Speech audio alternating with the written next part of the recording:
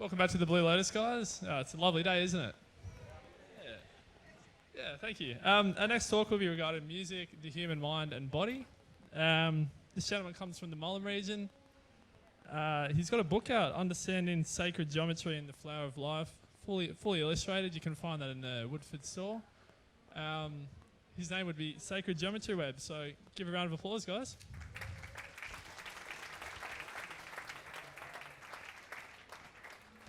Hello.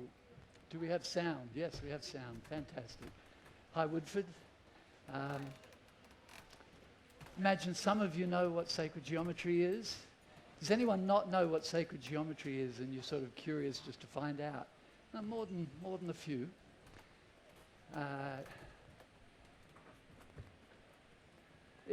Sacred geometry is a recent name for something that in the past might have been called contemplative geometry. It's the less practical and more spiritual side of geometry that people have been talking about since at least the days of Plato and Aristotle and Pythagoras before them. So welcome to this talk on sacred geometry. They don't happen very often, and we're all such privileged people to live in such a abundant country where we have time to have wonderful holidays together and share the good things of life, such as music and the ability to think about the universe and our place in it, and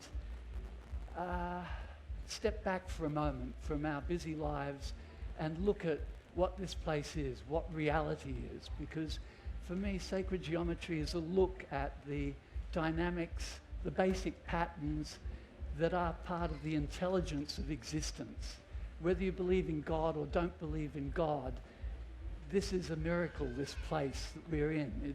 Even if we're just monkeys on a little piece of dirt spinning around the sun, it doesn't change the fact that this is so astonishing that we have found ourselves to be alive in a place like this, at a time like this, when possibly the most interesting time on planet Earth that's ever been.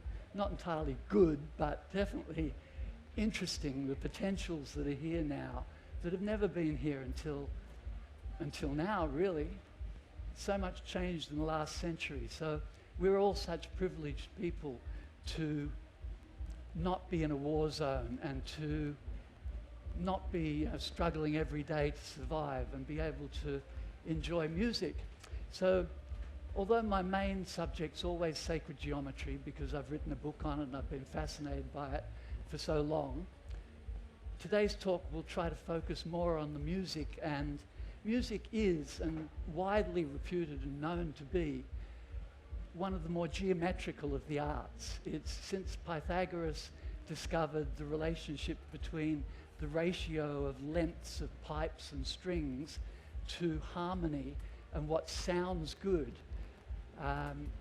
Music has always had this connection to mathematics and geometry, the patterns of things, the shape of things. And perhaps that's true of all the arts, but it's especially true of music in a direct way. And it was part of our learning of that science. Through studying music, we came to one of the earliest understandings of the depths of geometry as a tool for helping us to understand the universe. So as well as being human beings, we're all dwellers on the threshold of infinity. This universe may be spatially infinite, it may be temporally infinite. We have no scientific evidence saying that it's not. So as far as I'm concerned, we are somewhere in infinity, which is bigger than you can possibly imagine, of course. And I used to get scared of infinity when I was in a meditation retreat and I started thinking about infinity. And I had to stop doing it. It was too scary thinking about how big this is. But lately I'm glad to say, having finished a book about it all, that I'm now actually finding it more thrilling and interesting and stimulating to understand that we're here on the edge of infinity or the center of infinity. it makes no difference because infinity is so big that everywhere is the edge and everywhere is the center. So we're going to talk a lot today about simple things, circles and triangles and hexagons. The pattern you can see up there is an extension of the concept of the flower of life, which is probably one of the best known sacred geometry designs. You probably recognize it even if you don't know its name right at this moment, but we'll show it to you shortly. And it's made out of circles, interlocking circles, which, among other things, represent spheres of energy. Every point of energy has a rippling sphere around it as the energy expands. And that's your basic building block, your simplest particle, if you like, a particle of a particle. So I'm not a mathematician or a scientist, I'm actually an artist and a musician. So my approach to all this is different from those who come from a more technological background, and there is a lot of science coming out of what I'm about to share with you. Even back in the days of Pythagoras, they realized that this is one of the keys to going deeper into understanding the dynamics of the universe. So because of that, you get a lot of good science coming out of it. Bad science tries to sort of control nature, but good science tries to understand how nature works and use the same principles that nature uses to create everything, to create more abundance for ourselves of energy and everything else.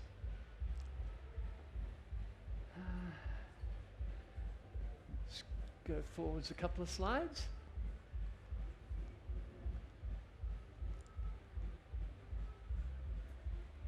So as the lovely young man who introduced me said, I've written a book called Understanding Sacred Geometry and the Flower of Life.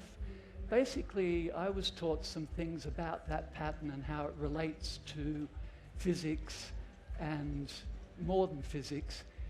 And it's a simple enough explanation. I felt nobody had told it to me. Despite my being interested in these subjects, I finally found it. It sort of came through Buckminster Fuller's work, and through them, I was introduced to Buckminster Fuller's work through the work of Nassim Haramein, who some of you may recognize as being this sort of out there physicist dude who's been here a couple of times to Byron Bay and is very popular online and has a lot of physics built on the flower of life pattern.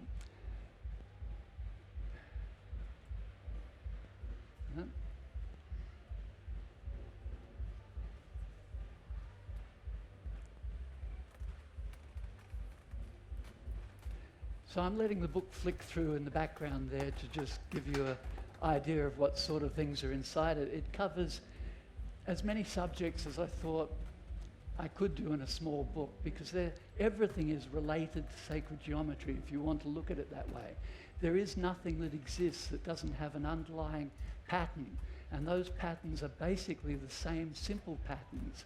Simple is good, simplest is best, as Winnie the Pooh said.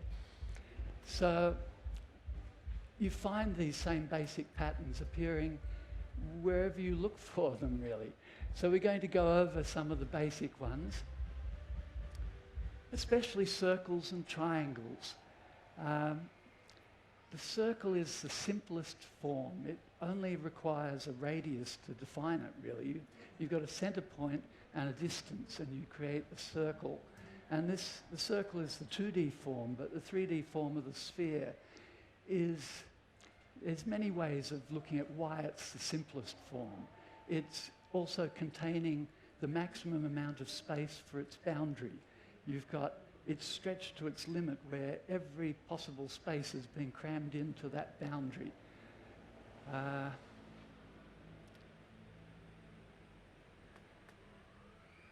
And this particular green drawing here is my extension of the flower of life pattern.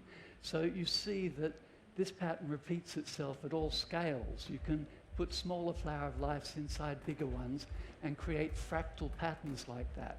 And it's also trying to show that the circles are arranged in particular patterns of triangles and hexagons. So there is a special relationship between circles and triangles and hexagons. It's built into the geometry. It's something that, so long as you have the same laws of physics anywhere in the universe, they will know that when you fit 7 circles crushed together, you create a hexagon around the center circle. And this is an extremely important dynamic for the energy systems of the universe. This is their path of least resistance when they start to form patterns. When you squeeze points of energy together, they create this sort of pattern.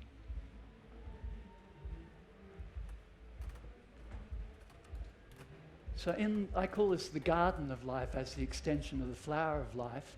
And there are other patterns called the tree of life, which is usually associated with Kabbalah and so on, but it's still a pattern of circles. The tree of life focuses more on a column of central circles and a weaving of the spiral DNA around the center.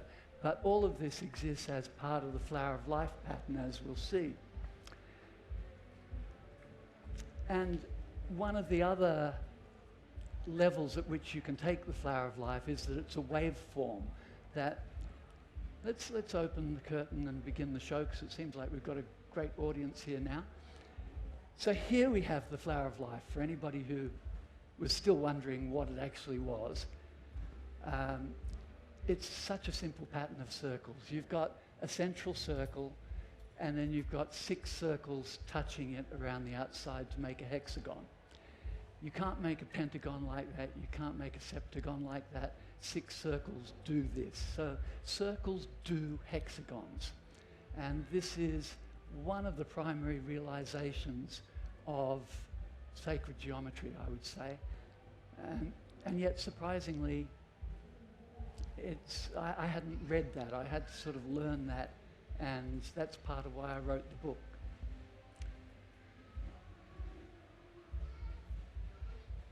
Let's move on here.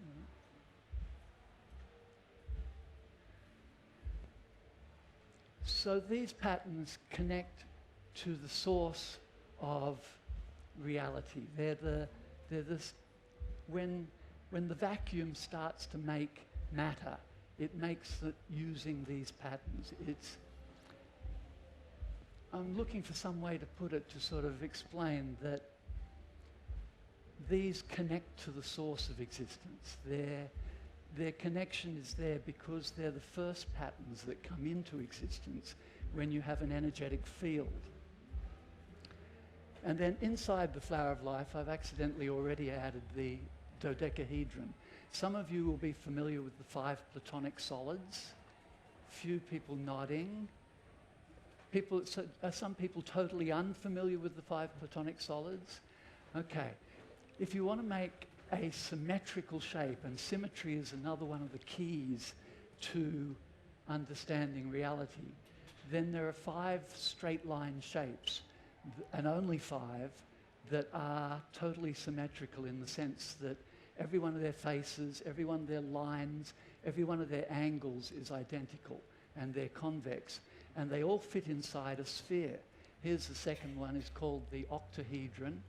And I'm just going to whiz through this. I don't want to get too bogged down in the geometry lesson, so I'm just going to whiz through some of the most basic geometries that it's good to be a little bit familiar with before we talk about the dynamics that are involved in all this.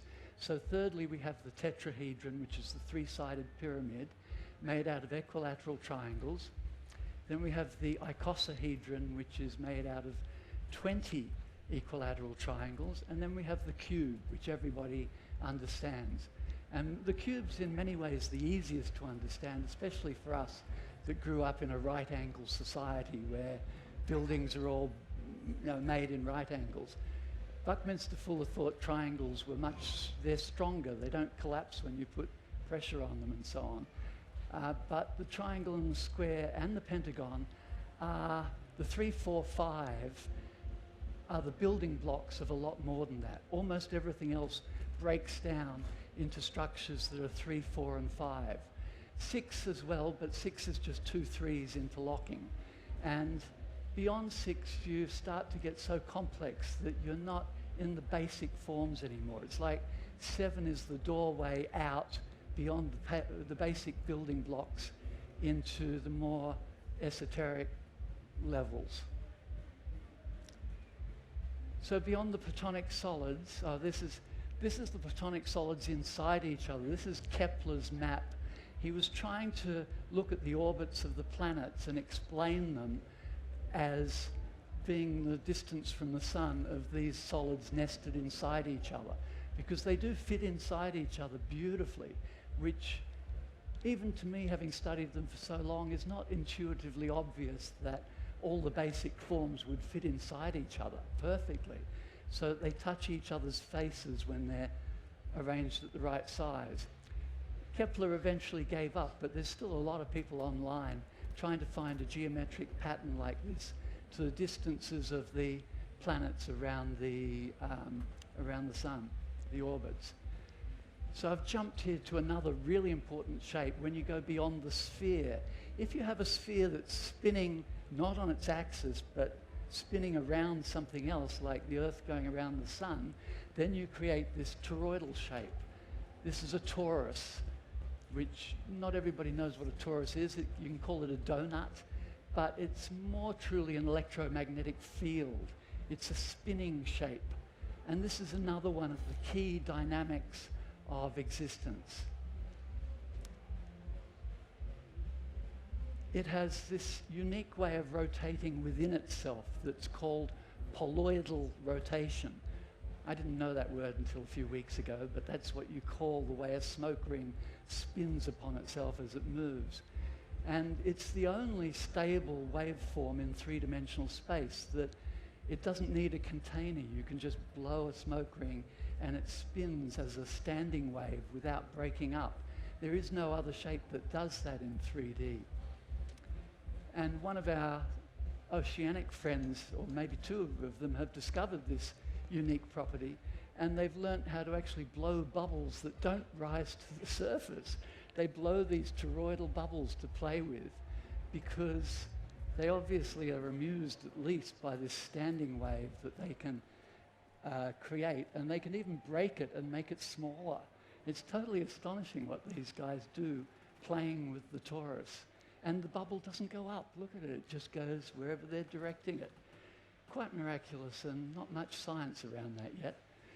So coming back to basics again, Resonance Foundation is Nassim Haramein's foundation that's got some really good, cool people working on the new physics, unified field theory. It's still considered very fringe stuff by the mainstream, but it's very interesting. This is a tiny little movie they made that's very popular just because what it shows you in the next 50 seconds, I think it is the relationship between the duality of the yin-yang from China and the toroidal flow. So let's see here. So we start with a polarity, a duality, which it's like the magnetic north and south pole. And when you have things spinning, you distort that flow so you get an equatorial plane of energy as well as a polar plane of energy. And you take a drop of the negative and put it in the positive, and a drop of the positive and put it in the negative. And you get this toroidal form, this flow inwards and outwards. It's got to do with black holes and white holes too, ultimately. And Nassim, in particular, talks a lot about the double torus. When you put one torus on top of another one, then you get this equatorial plane happening between them as the particles spin down to the center and up to the center, and then they spin out like a galaxy. The galaxy actually does this. When the stars get out to their limit, a lot of them go up and down in this mist that's not as visible because it's not as dense, but the galactic halo actually goes around in a double torus shape like this. This is one of my 3D models, which is available on my website called sacredgeometrical.com. Another core concept is golden ratio, which if you're at all interested in geometry and so on, you've probably heard of the golden ratio, and also the golden spiral, which is that nautilus shape. This is So we've jumped to a different sort of field here. We've gone from a geometrical shape to a ratio now. But these things are profoundly related too. They're different forms that the fundamental dynamics take depending on whether they're appearing as a shape or as a ratio, a relationship. Let's zoom in a bit here to a diagram that explains the golden mean is a balance point between, so if we've got a distance from here to here, in the middle we've got a half of that distance, which creates an octave in harmonics. If you take any length of string and pluck it, and then you pluck it in the middle, or divide it in the middle, you get the octave. That's what the octave is. However, the golden mean is the opposite of harmonics. The golden mean is an irrational point where it divides it into two sections so that the smaller section is 0.618 of the larger section, and the larger section is 0.618 of the whole thing. So you've cut it at this point where the small balances the large, and they form this cyclic relationship where it steps down from the larger to the smaller, to an even smaller, to an even smaller, and it's an infinite process of this irrational balance point that interacts with the harmonic structure. This is the Nautilus shell. So when you take that ratio of the small to the large being totally out of balance like that, and you expand the spiral by that much every time you do a quarter turn, then you get this lovely golden mean spiral shape, which there's probably too much mysticism around, really. It's a gorgeous geometry, and it does show you something about logarithmic growth, but it's not the answer to everything like some sacred geometries seem to think it is. Here we've got a demonstration of how it expands. It has this unique property that if you cut squares off the rectangle, you form a smaller rectangle that has the same ratio. So each time you get rid of a square, you end up with a new golden rectangle. So this golden ratio has a relationship to wholeness, to 1 by 1, the unit, that is totally unique. It cuts out the unit and reproduces itself. Quite a remarkable ratio. Leonardo Da Vinci, who you must all have heard of, one of the most famous men in history, illustrated a book for one of his friends called The Divine Proportion that was entirely about the golden mean proportion, to show that how important some of the most brilliant artists and thinkers of history have considered these shapes to be. One even wonders if part of their genius was because they understood these shapes.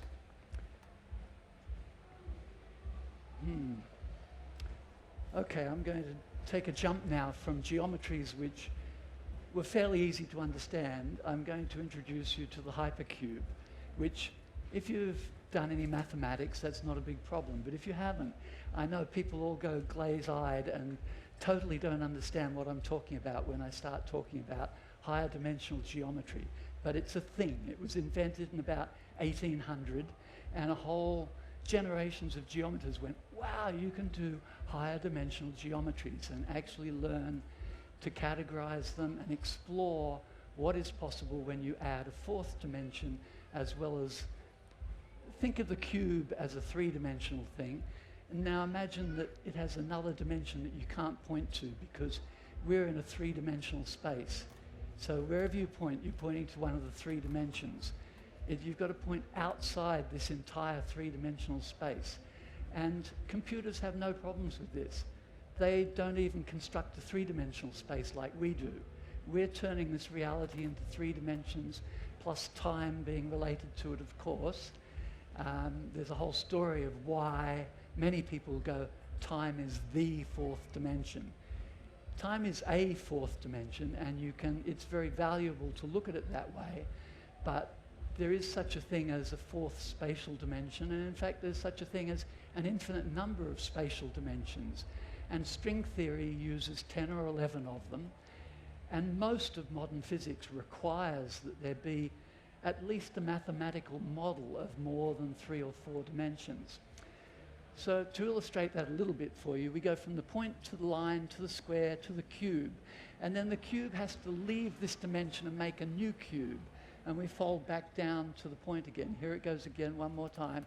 Point to line to square to cube. And then it can't really show you going out of this dimension to make another cube, but that's how you make a hypercube. Another way of showing it is use size as the 4th dimension. So we'll put a smaller cube inside the big one and go, okay, we cheated, size is now the 4th dimension, and that's a drawing of a hypercube. You'll also find this version in mathematical textbooks, which is simply, it's actually got 8 cubes in there, which I'll show you. But that's a 2-dimensional version of a 4-dimensional cube. Here are the 8 cubes inside it. So each 3 sides makes a cube inside that. And the 8 of them wrap around the same way that squares wrap around a cube. 4 squares in each direction around a cube. This is 8 cubes in each direction around a hypercube. Here's the toroidal form of the hypercube, which I invented when I was about 20 years old. Stumbled into it somehow, which got me really a lot more interested in the whole thing of sacred geometry.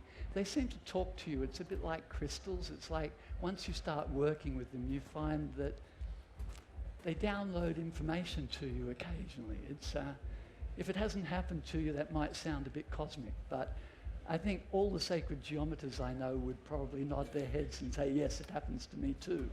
Because, well, my take on that is that geometries have to do with meaning. They're a language. They talk to us because they are meaningful, and they give us an interpretation of the meaning of what our lives are and what existence is.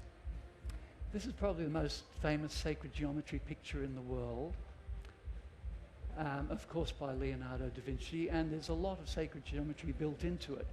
The thing between the square and the circle is really interesting because it takes us into this concept that you have rational numbers and irrational numbers, because you cannot turn a square into a circle of exactly the same boundary or volume, because the square's volume is rational.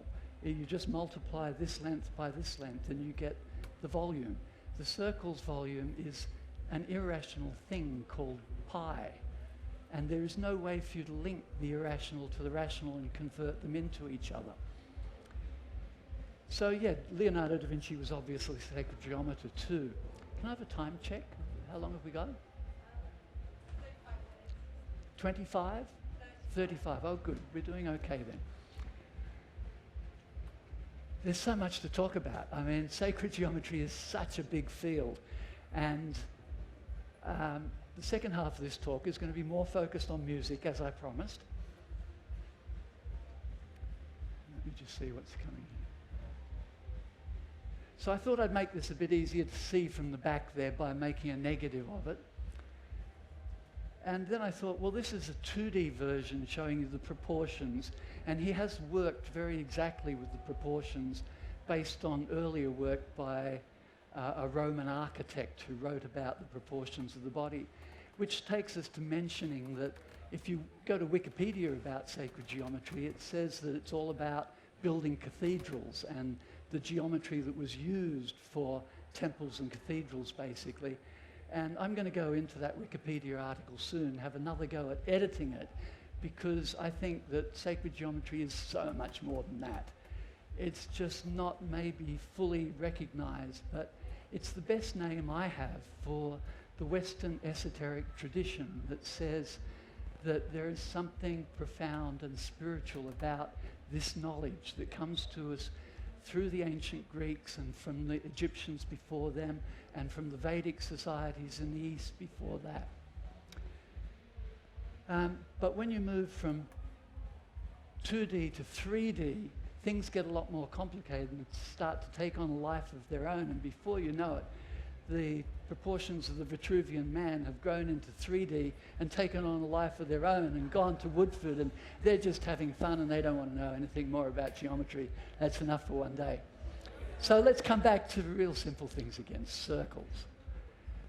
And I do, in my own journey with sacred geometry, the circle and the sphere is, you could spend the rest of eternity sort of contemplating the dynamic, and especially one circle by itself is so simple.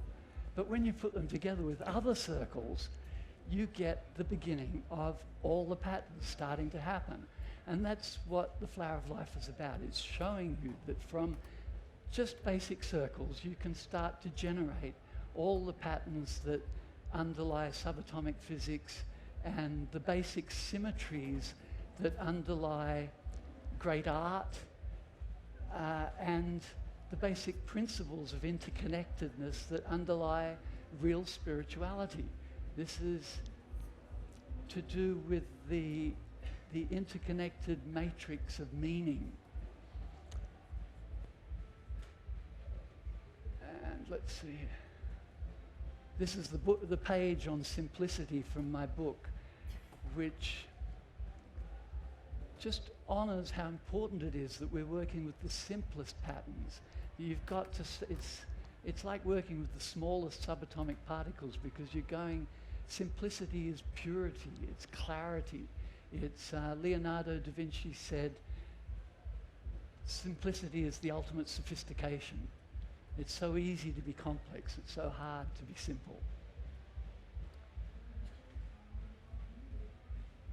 And just to repeat again, the simplest form is the circle and the sphere. It's the most symmetrical. It's the largest circumference to area ratio. And when you go to straight line forms, the opposite of the circle, then the opposite form that contains the least area for its boundary, and it's the strongest to build with of all the 2D forms, is the equilateral triangle. And it's because you have a perfect balance between the three energies, and triangles are the basic building blocks of straight line form. Everything else can be made out of triangles. It's where you begin. And of course in 3D it becomes the tetrahedron. And the tetrahedron and the sphere have incredible dynamics and patterns that come out of the two of them together. This is a little graphic I put together showing different Flower of Life patterns from across Europe and North Africa, going back 2000, let me see, I think it'll tell me if I click again. The oldest complete Flower of Life is known to be at least 2,200 years old. It's in a temple called the sunken Assyrian temple at Abydos in Egypt. They say that it was done by Greek mathematicians who were using the temple about 200 years before the Christian era began. Alexander had conquered Egypt, and the Greek philosophers, a lot of them went there. But really, we have no idea why this particular temple has a lot of Flower of Life designs like this on the granite pillars. Not sort of nicely arranged, they're just like sacred geometry graffiti from 2,200 years ago at least. And then it was buried, it was lost for 2,000 years until it was dug up in 1920. So, and other versions of the design have been found. I'll just go back one there. The gold disc there is about 3,600 years old. And that was found in Greece somewhere. So tracing the origins back, they definitely head towards Greece and then Egypt as the Western esoteric tradition. And the one name that probably comes up most often as you trace it back is Pythagoras, whom you have all heard of at least. You've all heard that name, which shows you how famous somebody from 2,500 years ago is. And yet we know almost nothing about him. We know more about Jesus than we do about Pythagoras, that's for sure. He set up a very secret society. They did not talk about their knowledge. And we know that they taught mathematics and that they considered this to be a spiritual path for them. And we believe that they were the first to find a mathematical explanation, a mathematical law about the universe. The Pythagoreans discovered that musical harmony depends on mathematical ratios between the strings or between the pipes. And that idea of ratio being an important thing, ratio is part of the word rational. They worship the rationality, the meaning of the universe. And it's interesting that in the early Greek of the Bible, where they talk about the Logos and the Logos being with God and all that sort of thing, they translate that as the Word. But it also means the reason, the rationality, the meaning. So God is the meaning of existence. It's the source of all meaning. There is a source when you trace back where the intelligence that we get to experience comes from. I mean, our intelligence is not just a random creation of a random evolutionary process. It can be that also if intelligence is a fundamental part of existence and the universe. If it's not, then you can't evolve it out of nothing. You have to, the whole thing has to have the potential for intelligence. So Plato, so that was Pythagoras at the front there, who said famously, there is geometry in the humming of the strings. There is music in the spacing of the spheres. So they strongly believed that the ratio of the orbits of the planets created a music of sorts, because they understood that just plucking a string or anything, when you change the ratio of the size, you start to get harmonic patterns happening. And so they saw the planets as being part of this same, everything was harmonic structure, which we've continued to learn about. And we're now getting a grip on subatomic particles being part of the harmonic structure. Molecules they have to be harmonics of these geometric processes. And then the molecules form tissues, and they have to be harmonics. And they form the organs, and then you form whole bodies, and it's all, if it's disharmonious, which it can be, it starts to interfere with itself and break itself up. And of course, music is an interplay between this harmonious, total harmony, and the possibility of there being disharmony. And if you hear music that's utterly 100% harmonious, it will be a hell of a lot less interesting, I will bet you, than music that has this presence of the yin and the yang, the interplay of harmony and disharmony. So from these guys, we got the foundations of Western music theory. Plato sort of passed on the Pythagorean learning to us to a large extent. He was seen as being a Pythagorean, but he was 200 years later, and they'd already started to forget a lot. Pythagoras was already becoming this semi-divine god creature, because he didn't leave any writings, but he left a school that continued to teach for many centuries.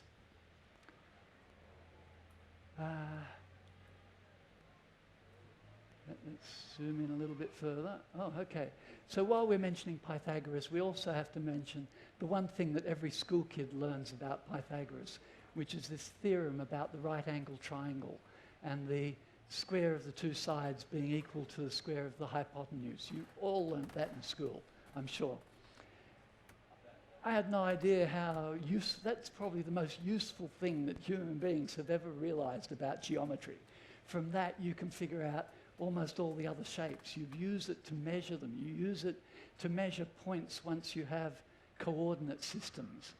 And in particular, 3, 4, and 5 works really well. It's the smallest Pythagorean triangle. And that ratio of 3 to 4 to 5 is the ratio of your major scale in music. It's the root note, the fifth, and the major third, which we'll come to shortly. And isn't it amazing that it's also the smallest triangle, smallest right-angled triangle that has whole number proportions? Here's a geometric proof of this, the square of the hypotenuse being equal to the square of the two sides. It's quite nice to see it actually done, breaking it up in a way that lets you follow it geometrically without having to do the multiplication to get it numerically. And if you Google it online, you'll find there are over 100 different ways you can demonstrate it geometrically. It's such a beautiful, simple part, another one of these basic laws of space-time. And one of the reasons Plato was interested in geometry was because he saw it as connecting to something that doesn't require space or time, something that's eternal, that's always existed. So I can allow in the possibility that maybe there's a universe, a reality, where this doesn't work. But for this reality, as far as we know, this works anywhere in the universe, this law that says right-angled triangles do this.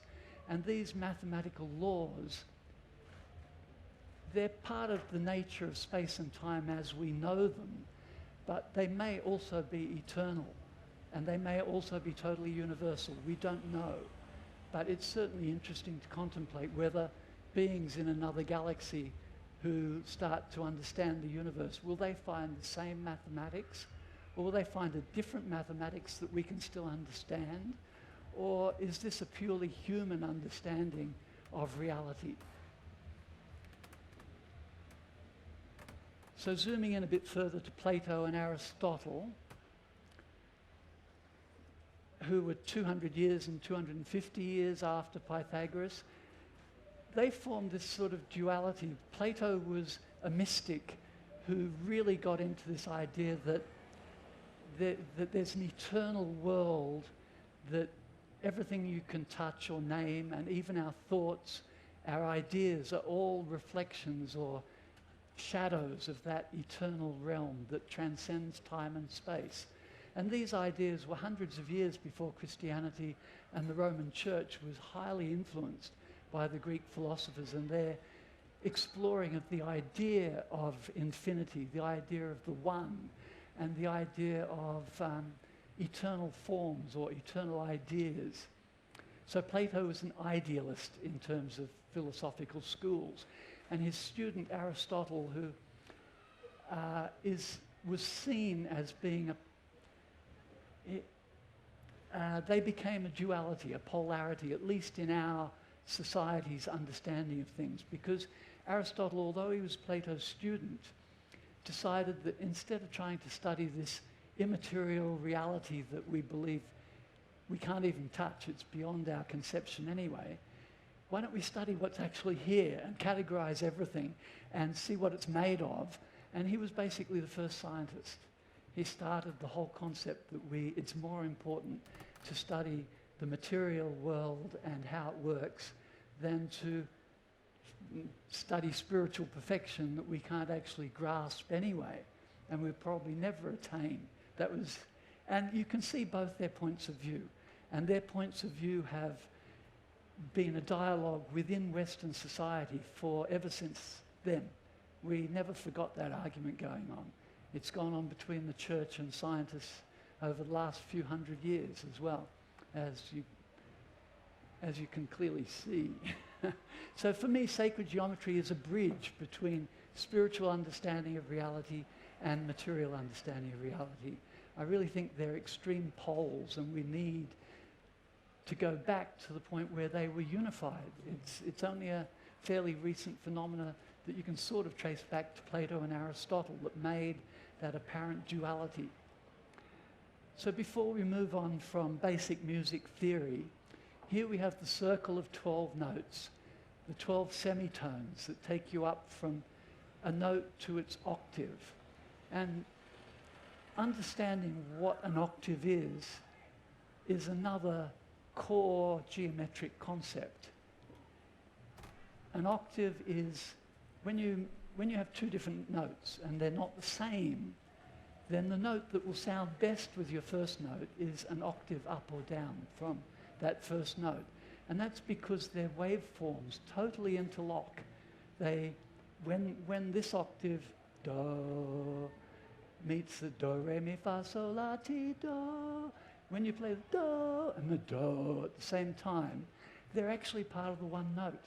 The bottom one has harmonics that are the higher one, and so they interlock with this one wavelength to two wavelengths. Every second cycle, they meet up, And that's what an octave is, and it's the most obvious musical harmony. As far as we know, every culture on earth has discovered the octave. They don't call it the octave, but they know that when you come up to double the pitch, it sounds almost hard to tell the two notes apart, despite there being that distance between them. And how we came to theorize that into a circle of 12 notes is a long story that I won't go into too much. And within that circle of 12 notes, 30 minutes? 15, okay. So within that circle of 12 notes, the Pythagoreans figured out that if you take the 1:3 ratio, which gives you a musical fifth, and it gives you the second harmonic, and so you take the fifth of your bottom note, and then you take the fifth of that note by multiplying it by 3 again, then when you do that 12 times, you nearly come back to an octave, which is doubling of the note. So when you're doubling the note, and you're also, by doubling the frequency, you will never exactly link up with tripling the frequency over and over again. Those two cycles don't meet. If you go 1, 2, 4, 8, 16, 32, 64, and continue that cycle, it will never meet the one that goes 1, 3, 9, 27, and goes off that way. So the doubling is octaves, and the tripling is fifths, which is the next most harmonious note. And this is your major chord, which is the fifth and the next harmonic up. I guess what I've left out here is an explanation of harmonics, in the sense that you get people who do harmonic singing, and they will fully understand this, that when you sing a low note, or when you sing any note, there is a fundamental frequency, but you're also hearing double that frequency, you're hearing triple that frequency, and 4 times, and 5 times, and 6 times, and 7, and 8, and 9, all in that one note that you think is just ooh. You're hearing at least 8 or 9 or 10 notes. And they're your basic ratios, the most simple ratios, 1 to 2 to 3 to 4 to 5, and so on. And this major chord is 3 notes that link up the most often, so they have the simplest relationship to each other. And most of Western music, until recently, was based on this idea of having 3 notes, a triangle, within the 12 notes. This is the minor chord. And the interesting thing to me here is that if you count the semitones in between the 3 notes, you get 3 and 4 and 5 semitones again. So you're getting this 3, 4, 5 triangle happening in the major chord and in the minor chord when you drop the third. Here's a visual explanation. Oh, hang on, what have I got here? Okay. 12 notes, 12 energetic centers, all influencing each other as the waves of their energy ripple out. I'll come back to that in a moment. Quick visit to Egypt here. I think I've got some slides out of order, actually. This is the temple again where that sacred geometry flower of life is, the sunken Assyrian temple. And we went down those steps and came to, this is the clearest of the flower of lives on the pillars there. That's me at the pillars. And this is Nassim Haramein, also at the pillars. We went on a tour with him of some of the amazing things in Egypt. But this is a bit of a digression from music. So let's come back to here. Now, excuse me 1 second.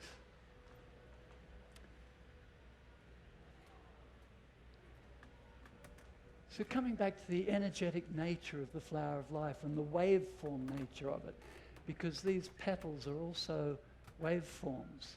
It clearly shows that this is an interacting field of waves of energy creating nodes, or is it the nodes creating the waves? Either way, the flower of life is simply this hexagonal grid with energetic shells interacting with each other, and the 2-dimensional form is just a way of showing that it's actually 3-dimensional or even higher dimensionals, this rippling out of energy and the interaction of it. We were talking about the double torus before. So here's a different form of the double torus. This is from a series called The Primer Fields on YouTube. And I've just got a 30-second taste here. These are bowl-shaped magnets. And what he does, he shows incredible physics with this.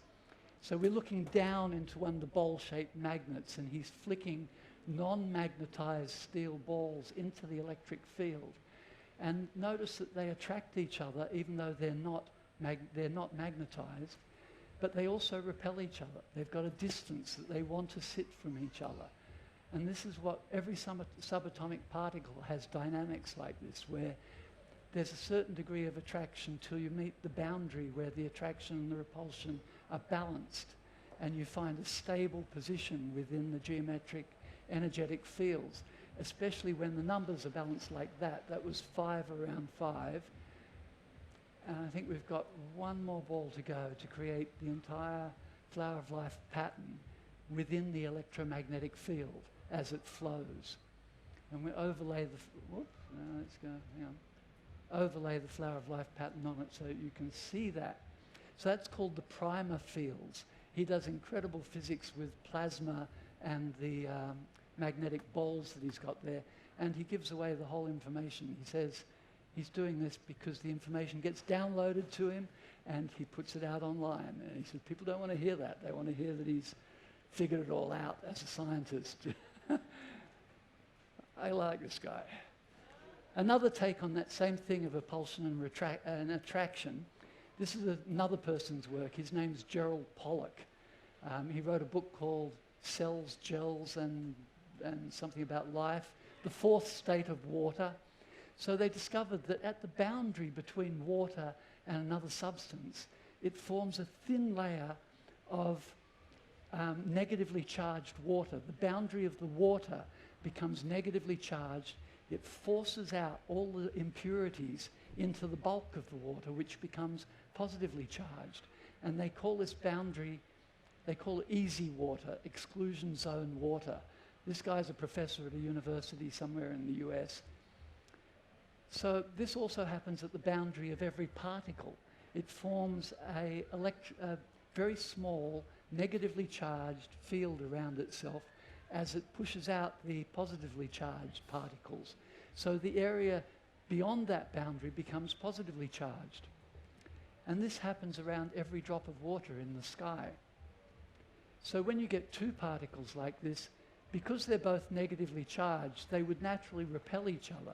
But because the space in between them is more intensely positively charged than the space on the other side, they're attracted to the space in between them until the point at which they find that balance.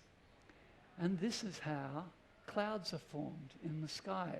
The particles of water are attracted and hold each other in flower of life geometries until they overload and start to condense out of the matrix that is the cloud. So back to music entirely. Let's see here. Waveforms. Many of you will have heard of one of the greatest scientists of last century called Nikola Tesla. Tesla said, if you want to understand reality, think in terms of resonance, frequency, and harmonics. Think in terms of energy. Reality is not material substance. You have to understand it's an energetic process. And musical laws are energetic laws as well. And that's why there's this crossover from understanding music to understanding reality. These are your basic harmonics. So for your basic note, you get the first octave, which is dividing in two. Then you get the fifth, which is the first fifth above your fundamental note. Then you get a second octave because you've divided in two again to get four. Okay. This is an example of a standing wave. I haven't mentioned standing waves yet, and I'm hoping we're going to get some sound here because this is a demonstration of a tube called a Rubens tube. Here we go. You can hear those.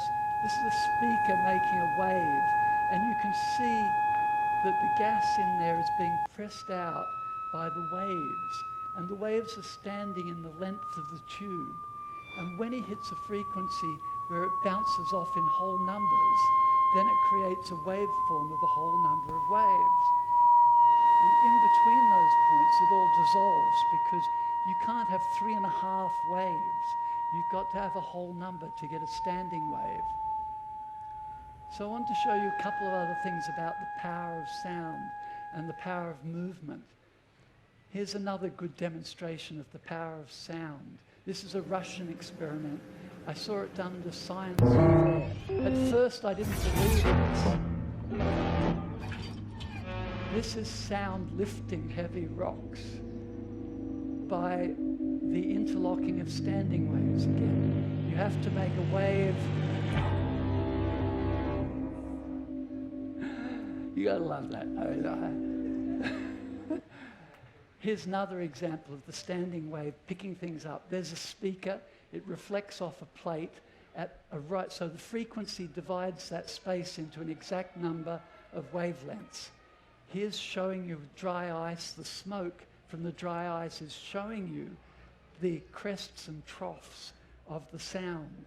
And now he's dropping styrofoam balls into the sound field, and they're getting caught in the waves and troughs. That's a slow motion of the styrofoam balls. Now he's going to drop the speakers down into the styrofoam balls. And you can see them making these patterns, the cymatic patterns made out of the sound. So we're going to a quick tour of harmonics. This is adding a second wave that's half. This is the octave. So you've got the fundamental wave like that. You divide it in half, you get this. And all the nodes are meeting up still, the larger nodes. And you divide that in half again and get the second octave. So this is the sort of pattern you're making with octaves, and the reason they sound so good is they reinforce each other. So jump forwards here. Okay. This is an example of, on the left you have the octaves, in the middle you have the fifths, which are a bit more complex and intricate, but still you get this meeting up of the nodes. And on the right-hand side there, I've got phi ratio waveforms. And although it looks like beautiful chaos, the nodes are not meeting up anymore. It's as far from, you're deliberately stopping any of the nodes from meeting up. And this is the key to what a researcher called Richard Merrick calls phi damping. This is the most advanced concept I'm going to give you today. Phi damping is the opposite of harmonics. Phi creates the silent spaces in between the harmonics that allow the harmonics to stand out and be these nodes. You have to have in between the nodes places where everything dissolves because the pattern interferes with itself. Here's some cymatic patterns that are created in water by sound. Yep. And this is a more advanced form of the waveforms that you saw. This is a plate with cymatic patterns pushing the gas forms out. So you see the sound waves rippling through the metallic plate. And this is an equivalent thing that happens in your brain when you're listening to music. The same sort of cymatic patterns go off in your brain because every part of your brain is activated by trying to keep up with the complexity of the patterns and your reactions to them. And so, let me just check here. We're coming to the very end of our talk. Going back to the music of the spheres again, if you're still here in 45 minutes' time, my lovely partner Pratima will be doing a talk on the geometry of the cosmos, the great cosmic mirror, and how it relates, the cycles of that relate to the cycles we see happening on the planet here. So thank you for sharing this time and space with me, privileged Woodfordians. My book is available at the festival shop.